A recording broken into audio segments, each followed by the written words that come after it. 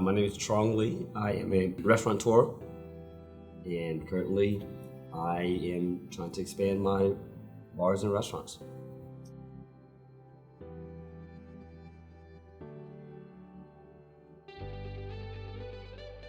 So at the age of 16, I was busting tables at a restaurant called Nick's at the Top. Whatever reason, the camaraderie, the atmosphere, even it comes down to the owner, the chef, everything. I just fell in love with it. Day in, day out, listening to business deals going down at the restaurant, birthdays, every type of holiday you can think of. People are celebrating something there, and I just find that very intriguing. I'm a big people person, and it was just fun. So since then, I would have been in and out of the restaurant, doing everything from being a busser to serving, and then even working in the back. My family had opened a restaurant down on Southwest, 59th area. It was a small Chinese restaurant, buffet type restaurant. It didn't do very well, but even then, it was exciting to see, what could come of it. I started to help out in the kitchen where I could, and watching my mom cook. We don't go out to eat as Asian Americans. We're first generation. Every evening we were eating what my mom was cooking, and it was awesome. So when I cook or when I'm eating something, it reminds me of my childhood, and those memories alone created something inside me that made me want to get into the restaurant industry.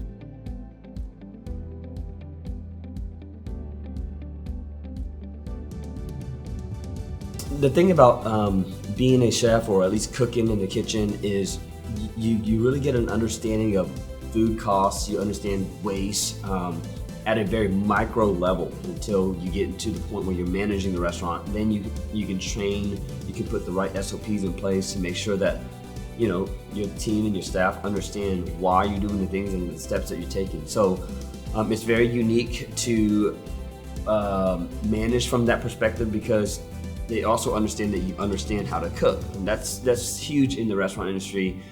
I think a lot of people kind of go into the business thinking, oh, if I put a bunch of money out there and maybe hire a chef, that it'll be successful. And sometimes that does work, but a lot of times you don't know the details. You don't know where the waste is. It's chefs tend to typically want to do a lot of chefy things, I guess you could say, where they're trying to make something out of scratch with. Maybe sometimes you don't need to do that. It's great to try as much as possible to make everything in-house, but sometimes as a business owner, it might not make sense, right? Like ketchup or like condiments and stuff like that. That may not make sense to make all those in-house. It takes a lot of labor, it takes a lot of time to do that, and sometimes it's just not worth it. So it's cool, and people respect you more from at every level, from a bartender to a chef. If they see you in the back in a bar helping out make drinks, or if a kitchen gets boggled down and you jump into the line and you can help out, I mean, that's respectful, so I think that is crucial when you're doing a restaurant.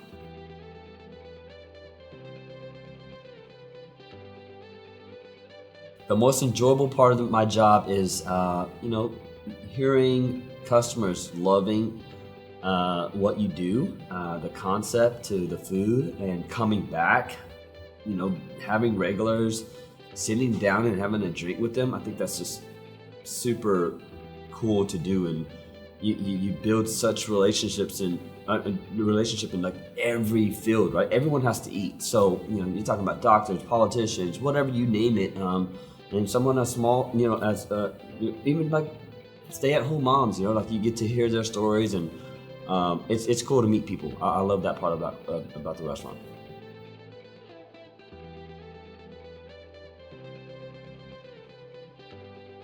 The most challenging part is keeping talented people. And I say that because obviously you never want to hold anyone back from advancing themselves. So chefs or whoever it is that you hire in your kitchen, if they want to branch out and do other things, you got to learn to let them go. And that makes it challenging from a business perspective. But It's also fun to watch people grow, yeah, right? So it's challenging in a sense of, like, it could be emotional. You know, you grow attached to these people. They become almost like your family. But yeah, that's definitely the hardest part, is trying to keep your good ones there. And of course, I'll do anything and try everything to accommodate them as far as I can until, you know, they've reached their potential at the restaurant and they feel like they can branch out and do more. I definitely won't hold them back from doing that.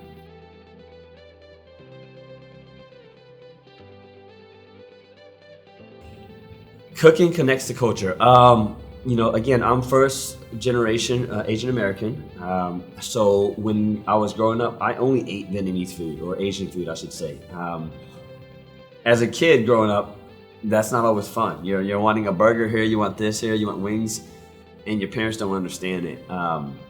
But the palate that I was able to develop being an Asian American is what made us successful. Like, understanding the use of using herbs, spices, you know, all sorts of, you know, ingredients.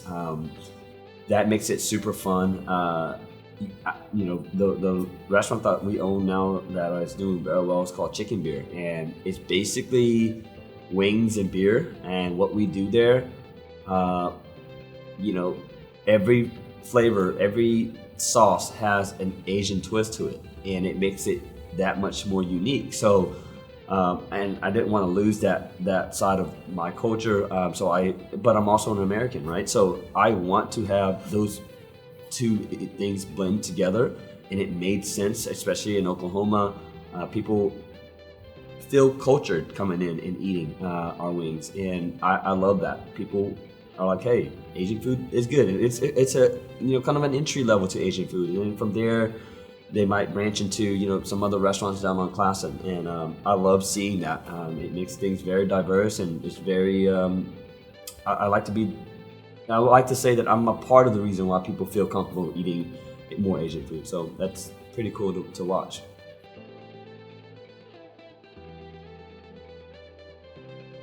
The most challenging dish I've ever tried to cook on a mass level is probably ramen, because it changes by the hour.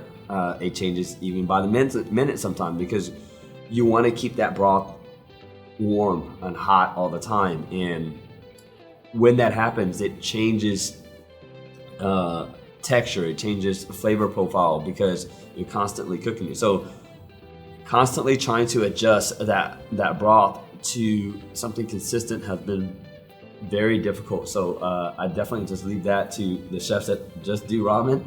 They got it knocked out and done right. I don't know how they're doing it. I should really probably ask, but that's definitely the most difficult dish I've ever tried at cooking.